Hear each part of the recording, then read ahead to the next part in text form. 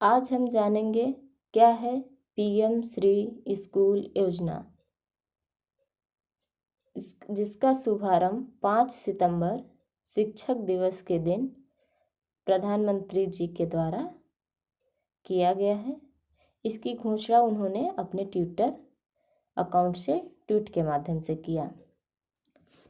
इस वीडियो में हम ये जानेंगे कि कितनी स्कूलों को पीएम श्री योजना के अंतर्गत खोला जाएगा, इस स्कूल में कौन कौन सी सुविधाएं होंगी बच्चों को, आखिर ये स्कूल खोलने के पीछे सरकार का क्या उद्देश्य था, ये सारी चीज़ें हम जानेंगे।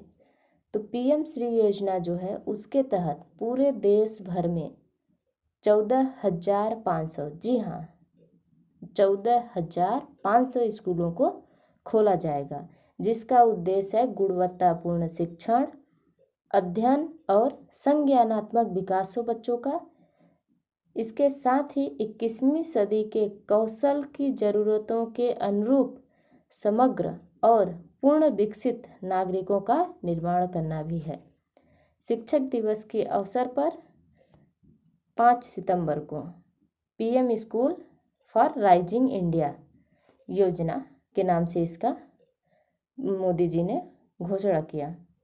इसके तहत इस स्कूल में नवीनतम तकनीक, स्मार्ट क्लासेस, खेल, आधुनिक अवसंरचना, इन सारी चीज़ों पर भी ध्यान दिया जाएगा। आपने सुना ही होगा मध्य प्रदेश में सीएम राइज स्कूल, जिसकी घोषणा माननीय मुख्यमंत्री शिवराज सिंह चौहान जी के द्वारा कुछ महीनों पहले की गई है और वो स्कूल आज मध्य प्रदेश में संचालित भी हो रही हैं। सेम उसी तरह देश में गुणवत्तापूर्ण शिक्षा के लिए अलग से 14,500 स्कूलों की घोषणा पीएम जी के द्वारा की गई। हम आपको बता दें कि ये जो स्कूलें होंगी 14,500 स्कूलें, ये कोई नई स्कूल नहीं खुलेगी। जो पहले से सरकारी जो स्कूलें संचालित हो रही हैं, उन्हीं स्कूलों में से कुछ चुनिंदा स्कूलों को पीएम श्री योजना के तहत